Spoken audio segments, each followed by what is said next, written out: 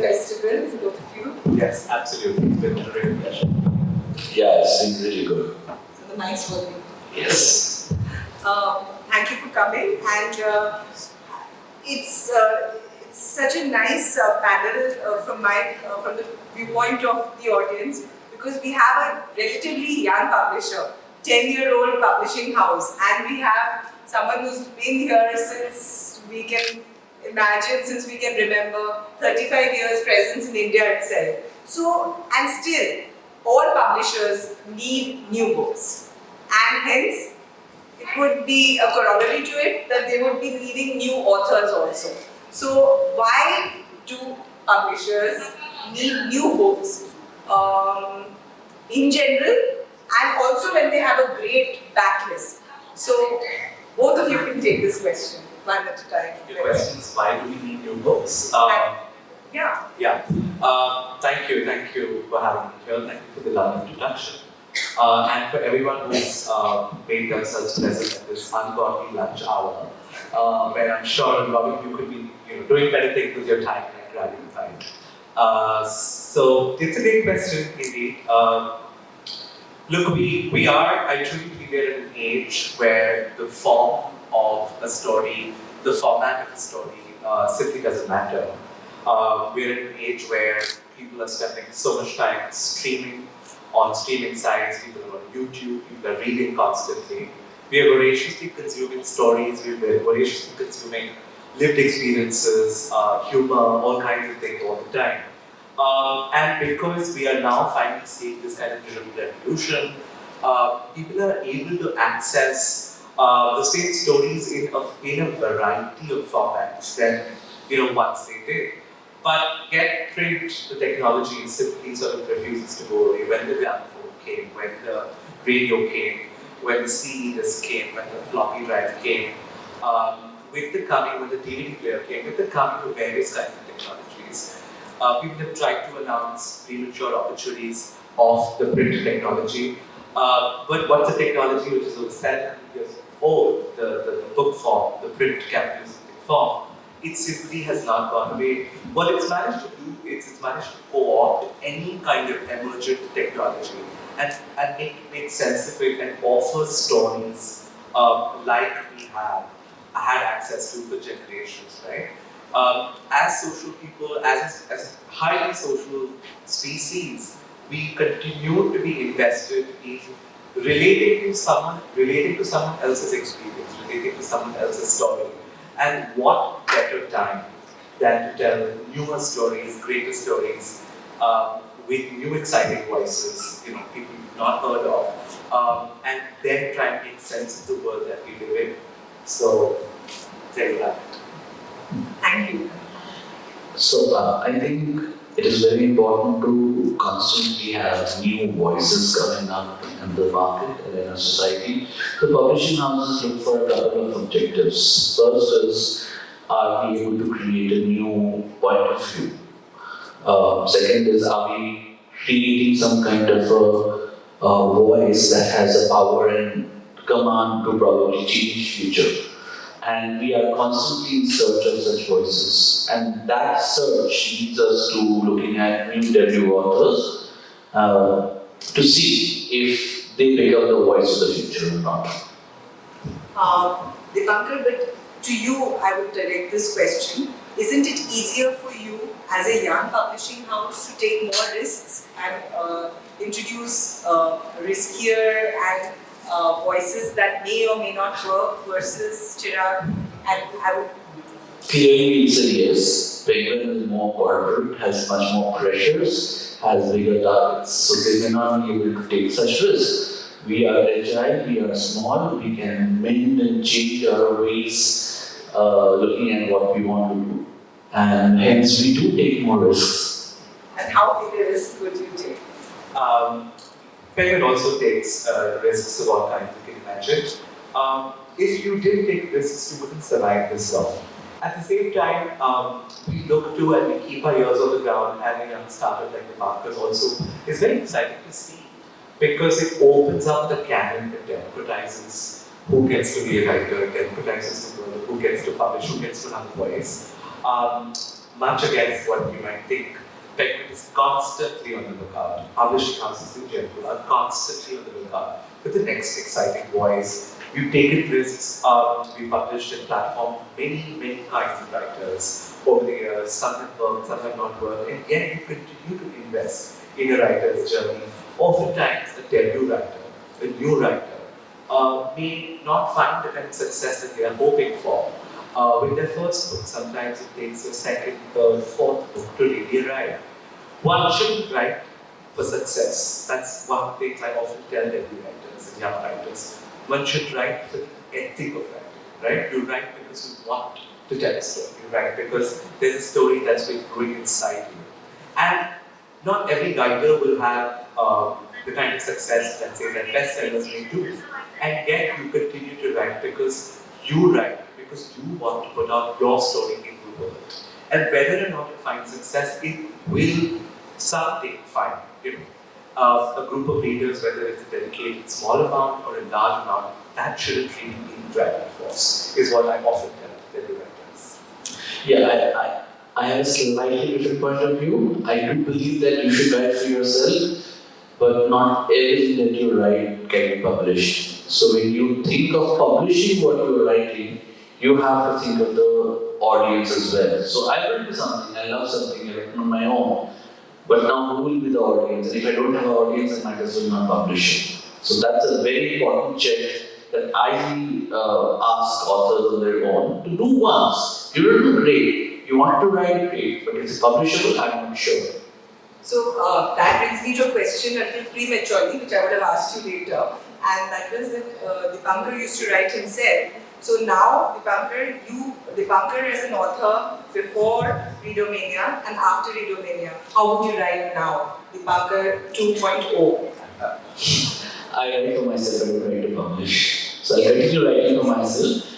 I don't think I'll ever publish my own work. It's very private and personal. But if I ever think I want to write something commercially, it will be very different from what I have written so far. So I pen down my lived experiences in a fictional form. And if I have to make commercial form of that, probably it will be slightly different than what I have right now. Chirag, you want to say? I don't have the discipline for the book form. I do write. I write on our times, I write on culture, I comment on, let's say, cinema, the arts and things like that. So I write for online publications, print publications. But I do agree with what you said earlier, that everything you write doesn't necessarily lend itself to the form of the book. We all have thoughts, we all feel feelings, and we all relate to how we live, and we want to record our experiences. People journal, people have diaries. Not all of it makes it into a book, but that doesn't necessarily mean that everyone's lived experiences lend itself to a book. So that's something we both agree on. Yeah. So I think summarizing what we just spoke about, every book is a risk, just like every movie is a risk. You don't know what is going to work at a box office or in the publication or in the market. And yet, for the writer, for the author, it's important to keep writing like a riyaz. I mean, you just keep writing and then some story comes up which can get published or it's worthy of publishing, and yet the art has to be practiced as such. So, like you just touched upon, Dipankar, you've written fiction, you've written mostly non-fiction. So there are different perspectives, different viewpoints from the publishing aspect as well, as to how you'll approach these two. So can you give us a little understanding as to how would a non-fiction versus a fiction debut book be treated at your specific institution? Alright, I'll take this first. Be it fiction, be it non-fiction, be it poetry, there's one binding common rule to all of this, which is that it has to be a good story. We constantly want to look out for a good, well-told, well-created story, right? And what are some of the elements of a good story? A good story has to rope you in, it has to hold your hands and invite you into this kind of world that a writer creates for you. In fiction, of course, it has to be a very compelling story. It has to be a story that you're gripped by. Now, not all genres, for instance, may work for you. It may depend on your taste, your socializations, what you're into. In terms of these elements, you're really hoping to constantly find ways to engage with the reader. As Dipankar was saying earlier, as a writer, you've got to think about who your reader is, who you're writing for. What does the reader take away from this? What might be a general group of readers' expectations of the book? And a good story in that sense doesn't, it tries as much as it can to handhold the reader towards sort of finishing their work. And it's really like creating a magic portal, if you like, for that reader who's looking to escape from their lived realities, who's looking to sort of find meaning or be entertained or learn something from that book. In terms of non-fiction, I think you want to make sure that your book is solidly researched, that you're drawing on an existing tradition of non-fiction writers. If you're getting in the non-fiction space, history, policy, economics, crime, current affairs, food, health, wellness, there's all kinds of areas that you can tap into in the non-fiction space. You want to make sure that you read some of the people who have been in that space, that you are able to model your writing on, let's say, a body of work, a flowing river that has been around since before you've been around, right? And you want to make sure that your research is solid. You want to make sure that you're able to sort of accessibly, simply, creatively make sense of the subject at hand that you've chosen and make sense of that for your reader. So those are some of the tips that we give to people who want to tap into the non-fiction or fiction space. So for us, more broadly it's the same thing, but when we look at non-fiction, we typically also look at, has this information or is the story or is the topic we did before. So there are two instances. One is information we want to, as a publishing house, take to the world. Two, information that comes to us through an author, and then we have to evaluate whether it's important or not. For example, if one of you comes up to write a book on history of Nagpur, information that may not be available in the form of a book, okay, we will consider it. But commercially, will that lead to a large market? We will have to evaluate that. As opposed to this, if we have to look at history of the central India as a region, might have a wider audience. So when we are evaluating books, we probably look at that commercial lens as well on how do we make that book commercially successful. So we work with authors in some cases and go and ask and work with them to say, can you expand the horizon, can you work a bit more? There are cases where you can expand horizons, there are cases where you cannot expand horizons. So those limitations exist. In terms of fiction, it's very clear, that is what Chirag said. You look at compelling stories, a story drawing you in, are you able to read it beyond the first 3 pages? So that's what matters in fiction. How important, I think in non-fiction, I used to always equate it to either I have to be an expert at this or I have to be well known or famous in some form or the other to write something like a memoir or an autobiography or anything that's in the non-fiction stream.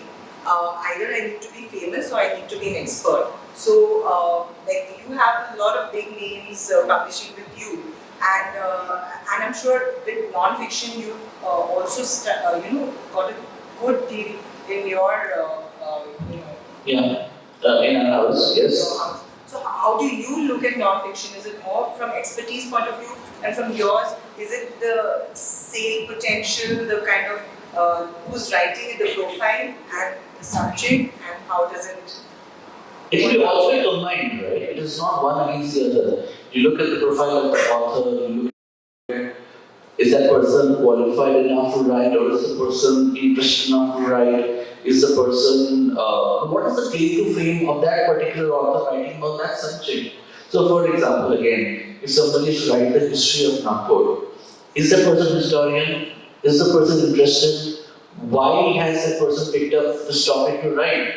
Has he or she been researching over time and hence been in touch with a lot of people which makes that person qualified, not through a degree, but through research to write the book.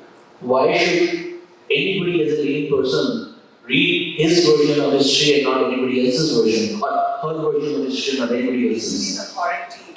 Yes, you have to prove your authority on the subject, and that's what is important in non-fiction. There are other modes also. So, you may not be an authority, you bring the craft of writing on the table and you take somebody else's authority and combine the two to take the book to the market. So, you may not be a qualified historian, but you're a great storyteller. So, you approach a historian and say, look, I want to tell a story about history of Nagpur. Can you be my co-author, help me with the facts and figures and help me structure the story, and I write it. So, that's also available. Yes, Chirag. Yeah, broadly I tend to agree.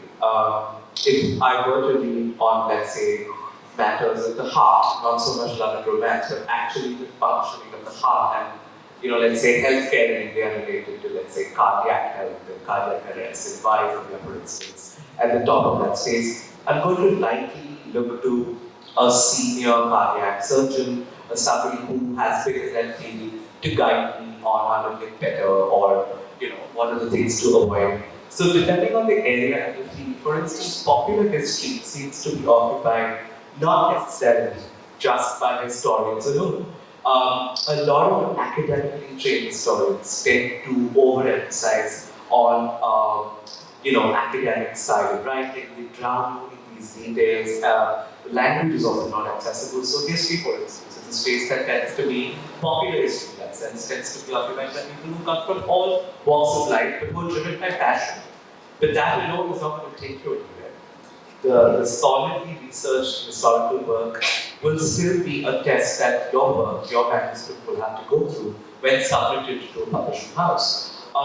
So depending on the area, the field, the subject that we're talking about, it differs whether you want to sort of work with somebody who's an expert.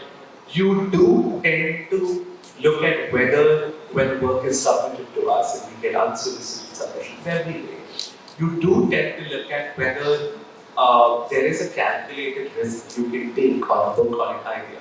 If somebody who is, let's say, a nutritionist, has recent social media presence, already enjoys public life, approaches me for a book on let's say, healthy living, healthy cooking, lifestyle choices, I might be more attentive to that possibility as opposed to a geographer or a nuclear physicist approaching me for a book on like a cookbook, for instance, on how to eat better, live better, and make sense of what we eat, who we are, where we come from on this planet. So there will be some of those factors there. Absolutely. So, for example, we have Dr. Puja Bang with us. If we ever have to go and create a book on eyesight, I'll come to Puja and say, hey Puja, why don't you write a book on eyesight and come up with a narrative on how the world of eye operates for a lay person to write. Okay, that's one way of it. She herself is an expert and a surgeon. I may also go back and tell probably one of you and say, can you help me write a book on heartbreak? Will I go and ask you, have you gone through 10 heartbreaks? I may not. I may say, go and talk to your friends, go and figure out what are your lived experiences. 3-4 लोगों से बात करिए, समझिए कैसे होता है, क्या होता है, लिख डालिए. So both options are available, both models are available. So while we were speaking of this, and you touched upon the topic of co-writing or ghostwriting for an author who has very different though. No, but true, very different, and maybe you can just tell us more about it. But there, you have had some very famous authors. I would name few: Gulzar, Tarun Tahyani, Jairam Ramesh, Taslima Nasreen. So, could you let us in on some secrets as to who actually wrote their books? Let us read the state. I cannot name names. There are really, you have not disclosed agreements. But there is some intrigue that, surrounds the question of celebrities, and do celebrities actually write their own books? You mentioned Gulzar, for instance. Without doubt, of course, Gulzar writes his own work. In fact, we have with us Satya Sarabhadri, who's one of his translators, and his translation KHA Publishing next year is a collection of poems that Gulzar Sahib's dedicated to his friends and artists that he's worked with. In terms of when celebrities, for instance, write memoirs or when celebrities write novels, there is a question whether they've written it or not. Ghostwriting is actually a very popular sort of form that a lot of people depend on, and it's a very respectable kind of thing that people do. For instance, Prince Harry wrote a memoir, Spare, which a lot of you may have heard of. His ghostwriter, in fact, is also pretty famous, who wrote in the New Yorker his experience of what it was like to collaborate with Harry. So, oftentimes they do heavily acknowledge and credit the person that they use in terms of helping, them tell that story. Actors regularly sort of write them memoirs. You often depend on, let's say, a senior journalist or a team of researchers or somebody who's a skilled writer to help them shape some of that lived experience into the form of a compelling story. And they often, more often than they always, mostly, go acknowledged. There are also arrangements where a celebrity may not want to necessarily disclose the arrangement they have, so there are private arrangements that's been done. I think a lot of people may have great lived experiences and may have lived great lives, but they may not necessarily have the skills of a good writer. So they depend on a team in many cases, and there's no harm in doing that, in fact. Because as long as you are a vessel and are adequately compensated, you help be a vessel to someone else's story. That's the harm you do.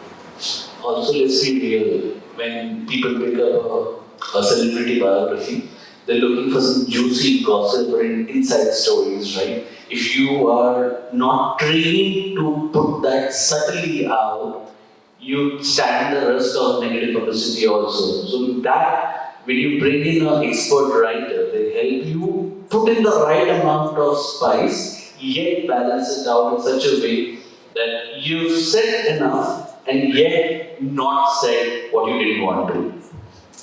And by saying that, you set the tone for the next segment of this talk, this discussion, which is what does it take to write well? What does it mean to write well? We are all writing blogs and social media and tweets and Facebook posts and what exactly, how is writing a book? How is it so different? What would you like to give us tips, or what would you look for in a well-written story or a book? So that would be a question. Yeah, sure. Why don't we ask the audience what do they like reading? Yeah. And then probably we can answer, if that is what you like reading, this is what you will get. So anybody, what do you like reading? Apart from Instagram reads, which many of you are right now scrolling through, or if at all you are on Twitter, or anything on Facebook, which you're scrolling and reading. What else do you like reading? Sci-fi. Sci-fi, okay, and? Anything related to human rights, kind of, like not human rights being into politics, but people talking about human rights. So Israel Palestine, something like that, right? Okay. So sci-fi, Israel Palestine, or human rights. Anybody else? Classical fiction. Classical fiction. What is classical fiction? Classical fiction is basically like the old writers who have written. Okay, old writers. And what else? I can't believe this is a room full of young people. Nobody sees romance. Thrillers, yes. Have we lost it, or nobody wants to be romantic anymore? Not in books. Not mushy romance. Not mushy romance. What? Mills and Booth. No. Insane romance. Insane romance. Insane romance. Okay? There's a new genre. 50 Shades of Grey. That's softcore. Yeah. Okay, what else? Oh, got it. Intense romance, right? Okay, what else? Intense romance, a lot of. What genre will be the potato peel Society. Potato peel society. Okay, potato peel society. What genre will there be? All the lights you cannot see and all. I love those. That's fiction. Yeah, but what else? Historical fiction. Yeah, so good. So we have a very interesting, intense romance. Though nobody said puppy love, that's strange. Nobody said love stories. We had sci-fi. So that is what people want to read. The young generation wants to read, right? Now let's try to understand if this is what they want to read, what kind of writing will suit. Really, when you're in a large publishing house like that, when you're catering to a variety of people who have a variety of tastes, and therefore you have a slot for everything, right? So typically, what we have seen, and I won't speak necessarily to the experience of this room alone, but what sells in India is self-help. Your ikigais and Rich Dad Poor Dad and the power of magical thinking and how to make friends and monks who sold many Ferraris. That's usually what sells. And that's pretty much what bankrolls a lot of the other kind of writing. That may sell, let's say, to average numbers or middle numbers. But India is obsessed with trying to get better. A lot of people want to read a self-help book that helps them become a better version of themselves. But that's really what is sort of moving the needle in India. Apart from this, of course, you have the romance, you have historical and popular fiction, stuff like that. And we make sure that there is enough books and enough kinds of writing for the last standing person, right? So if there is a smaller subset of people who are interested in sci-fi, for instance, there is still books for them. There are, if broadly more people are interested in, let's say, personal finance or self-help or a cookbook, there is that, right? So you offer everyone enough choice and you offer everyone enough variety that they are able to decide for themselves, right? What kind of books works for them.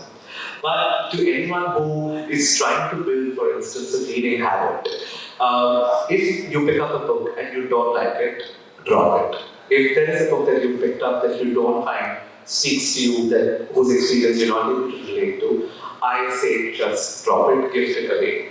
Until you find a book that really gives you that sense of joy, that really gives you that sense of pleasure, don't commit to finishing any book. How many of you have a habit of reading books and watching films? Both. Great. What do you think is better, watching a film or reading a book? Reading a book. It depends on the genre and it's like what we are watching. Okay, these people are saying book. Anybody saying films? Not specific. Nobody saying films is better than books? In some cases, Yeah, what is exactly. better? It depends on what the story is bringing. If it's visually pleasing, then I would watch a movie. If it's like in my imagination, it's pleasing to me, I would read the book. I'm very interested. We have a session coming up on literary adaptations. Yeah, that's wonderful. So when you have a group like this who loves reading books more than films, you don't have anything to say. But typically what happens is when we see, we are bombarded with content. We have content everywhere. We have short form video, long format video, we have Netflix, we have Prime, and we have books, right? In all this distraction, to be able to read books is a great thing. But why do we all always keep on saying books are better? Because books help us drive our own imagination. Okay? Whatever is on the screen needs somebody else's director's imagination. But books will make you, probably, if you're imaginative, see the film by your own lenses. You will have your own definition of who the hero, the heroine, and the protagonist is, and so on and so forward. So that's the benefit reading brings to you, apart from several other things. So reading habits are very important, and you should be trying to look at it as well. And coming back to the original question that she asked on what is good writing, and that's where we started this call. I think there's no clear-cut definition of good writing. It's very subjective. But when we as publishing houses look at a book and evaluate it, there are multiple parameters. Obviously, it has to be good English, but correct English rather. Okay, so that's a given. Apart from that, are you able to provide a good narration? Is the plot interesting? Are you able to hold the audience together? So there are various factors which go on editorially evaluating the book, apart from the commercial factors. Yeah, more or less the same aspects that Dipankar was talking about.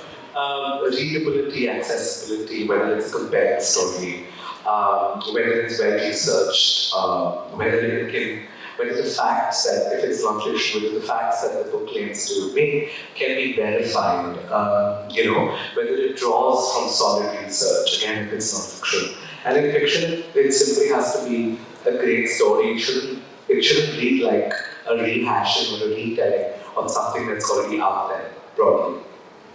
So I think if any of you really think seriously about writing something and setting it out free there for others to read, be sure that it's been edited and re-edited, and I think my first book was edited 7 times before I had the courage to send it out. So that said, I mean that stresses on the importance. So I'll just get back to it. Yeah, please. Okay. And yet, I think Chirag, you already mentioned something about unsolicited work. So how important is it now in India to for an author to come through an agent? It's not necessarily important to come through an agent. In fact, pretty much every publishing house's website has a submissions page that you can look at. And publishing houses do tend to get back to you within, let's say, 4 to 6 weeks' time, whether the submission that you've made works for them or not. In terms of fiction, you have to submit the full work. You have to finish your entire collection of short stories or the entire novel that you're writing. A lot of it is solidly written proposal. That might get you a response. A half-finished manuscript or a half-finished idea will not get you a contract. In the non-fiction space, of course, you have to put together a solid blueprint or a solid sort of synopsis, proposal for a book idea that you might have in mind. And with that, you also have to submit 2 sample chapters. So if you go to the submission page, you will get the submission email ID. You can just simply submit 2 sample chapters and a proposal for a non-fiction idea. What agents have managed to achieve, for instance, is that agents often coach writers. They get writers ready. They bring them to the stage of readiness before a manuscript is submitted. Editors and publishers don't have the time to look at something half-baked, to look at something that is kacha, if you like. And agents, in that sense, have a revenue sharing model where 10, 15, or 20% of what the writer will potentially make on a book, the agent gets to keep against the promise that the agent is able to represent you. You know, firewall some of this rejection, firewall some of this submission, following up, etc. So agents are also very busy, and it is difficult to sort of actually secure an agent as well. But I don't think one approach over the other necessarily is better. I think both are pretty okay. We are at an exciting time in India where unagented manuscripts, all sorts of works get submitted to us, and we look at all of them with equal love and equal dedication that we would typically. Yeah. I think why would we as professional shareholder channel? That's a raw material, right? So for any company and organization, you have a raw material coming in, you have the processing, you have the output. So books are output and manuscripts are our input. So why would I stop any form of input coming into me? I'm not paying for it anyways upfront until I contract now. So we're open to all any form. So unless you come and directly probably get in touch with us and send it to us without any reviews, whether you send it through our publishing channel and the contact channel available on the website or through the agent, everything is welcome. And yet there's the concept of the slush pile. I don't know how I should. So they're not connected. Slush pile will happen because the number of submissions are far too many. You will not be able to manage it. You don't have infinite resources to come and sit and evaluate it on a regular basis, right? So that's why it keeps on delaying in piling up. So for example, Chirag may also look at it, but he doesn't get time. He will have hundreds of manuscripts coming his way. How do you humanly expect a person to read through all of it in a short period? So that delays the process, and then hence the piling happens. Would you like to say? No, you're right. In that sense, we're all overwhelmed, we're all overworked. On any given day, we're constantly working on various kinds of manuscripts, some for this year, some for next year. And yet we try our best to sort of get back to every submission. A lot of submission pages actually tell you that if you don't hear back within 6 to 8 weeks, that is already a kind of rejection that you should prepare yourself for. And a lot of people actually are trying to break away from the big publishing or kind of big corporate kind of publishing model and getting into the self-publishing space, because I think the mode of production, the medium of distribution has completely democratized who gets to be an author. So self-publishing has allowed people to put their stories out there on Kindle. And there are print-on-demand models now where if a book is successful on Kindle, you have publishing houses that help you print out, the number of copies faces the demand that a book may generate. So I think it's an exciting time to really sort of tell your story, whether or not you get a response from the session. And how important is it to, once you believe in a story and once you want the heavy author to tell you the way it should, and then making the author a brand, that itself is something that the author can't do without a publisher. So would you like to say something about that? I think both of your publishing houses have done it beautifully for authors. So when you believe in the author, how do you make the author a brand? One of the things that you do is you not only publish someone's work, but you also invest in that writer, in that person's journey into a brand. You sort of encourage them, handhold them to sort of face the press, for instance. When their new author's work is published, you coach them, the marketing and publicity team coaches them on how to, let's say, front face questions from the media, coaches them on how to sort of prepare for public appearances, be at Lit Fest, for instance. How to take negative reviews, where because there's going to be reviews, there's going to be lot written about your book. How to sort of, in that sense, engage with audiences. Translate your stories into accessible capsule-sized, bite-sized information, right? So a lot of that is done in the marketing team and the publicity teams that we have at Penguin, for instance, is quite like in our team in that sense. It invests in a wide dissemination of the book's information.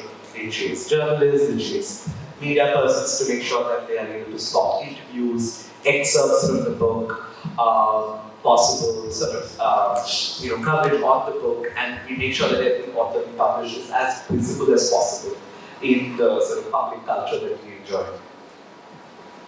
I think this is more or less the entire thing, so I'm just open for the audience for questions. Yeah. You just have very less time for that. He's partly answered my question. How seriously are publishers taking these twin threats of self-publication and online? And online or online? Yeah. Kindle, Amazon. I mean, it's an evolution of the industry. We have to, COVID especially. yeah, I mean, it moves along, right? So each of these models, they're business models, right? They have their own space in the market. You will have the traditional publishing where the publisher invests in the product and takes it to the market. You will have self-publishing where the author invests and takes it to the market. And you will have the online format, which is another platform. So one thing is the advent of new platforms, the audio, the video, and the electronic format. That helps us in building more revenue options and revenue channels. The other thing is the model of operations. So there are businesses proliferating on that particular model. So that's absolutely okay. I think there's enough space for everyone to operate. Chirag. Yeah, we keep a tab on what's trending. We keep a tab on what's working, what's sticking. You keep your eyes out on emerging influencers in various kinds of genres and spaces. So anybody who's sort of emerging as a sort of fun young boys on social media, let's say in the poetry space, or the personal finance space, healthcare space, in specific specialization that the person may have, and we tend to open up conversations with the author and book contracts. A lot of influencers have started getting book contracts because they have a steady audience, and publishers have managed to co-opt an influencer's existing audiences and see whether this person could be coached into the writing of a book and be given the traditional format of a book to sort of further their ideas along. Absolutely. We'll take one more and then we wrap up. So yeah, my name is Asman Mohan and I'm a leadership coach. I can write a book, I'm sure about that, but then the more important part comes in after that, which is publishing and then the marketing, right? I would like to ask, if I write a book next year, do I need to invest some amount? I mean, will there be any monetary investment from my side required to publish the book and market it, or it will be taken care of by the publishing houses? We don't ask authors to pay a single rupee for any book that they want to publish. In fact, there might be publishing houses. In fact, they do offer, they do have models where you you pay to publish, but I cannot speak to that experience. So, honestly, it will depend on the quality of your manuscript. If you have a great manuscript, you will have a Penguin or Readomania accepted. If it is not so great, you go back and give your feedback. If it's still not so great, probably you have to look for another model of publishing. So there are multiple models available. Depending on what you produce, you have to pick up the right model. So what What kind we of spoke models about can was you a explain? traditional model. What we spoke about was a traditional model. Okay. I think you can do some research and find So you probably could self-publish, which is completely your investment. You could co-publish where you, I think, pay some percentage of some investment you make, some investment publisher makes. Okay, that's all I know on it. Some publishers make the author buy a few copies, say 100. That's self-publishing more or less. Either you pay up upfront or pay up later on. So that's it. That's what he said, right? Print on demand models are there. So you print as many copies as you can sell and then get out with it. I think we're up to the end of the session. I want to thank you so much, and it was such an engaging session.